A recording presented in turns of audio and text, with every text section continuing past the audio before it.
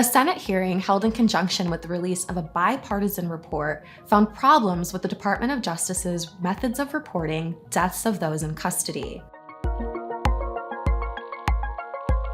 Now, scrutiny is growing over federal oversight of prisons and jails as a rash of deaths of those in custody grabs headlines.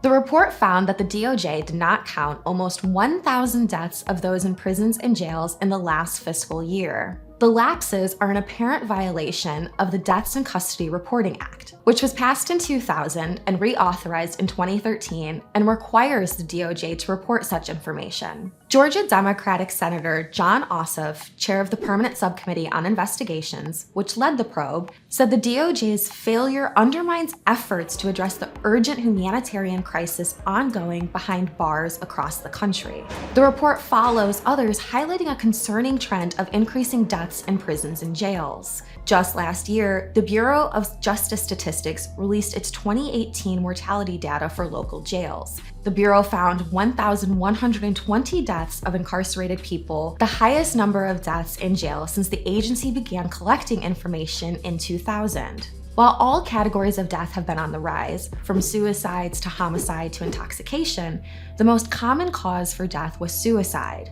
In the information the DOJ did report, 70% of records were missing at least one DCRA-required field, and about 40% of the records did not include a description of the circumstances surrounding the death. But Ossoff reminded reporters last week, this report isn't just about statistics, it's about the loss of real human lives and what's happening in jails and prisons. The humanitarian crisis affects an entire community, said Loyola University New Orleans law professor Andrea Armstrong. Oftentimes, Armstrong said, when an incarcerated person is found dead, it's their cellmate that had to alert the guards, and this leads to compounding trauma. Identifying the causes of death are vital to identifying conditions within facilities, Armstrong added. This could lead to scrutiny of staffing numbers in areas of segregation, why people are in isolation or solitary confinement, and for what types of offenses, and for how long. The DOJ testified these gaps in reporting are the cause of the 2013 DCRA reauthorization. The agency also proposed eliminating the grant penalty that would affect an entire state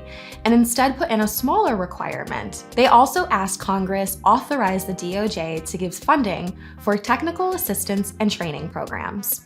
After 2013, the DOJ said, the DCRA provided the authority for the DOJ to impose a 10% penalty on states that do not report accurate information. In effect, this leaves states with little leverage to compel local agencies to report the information.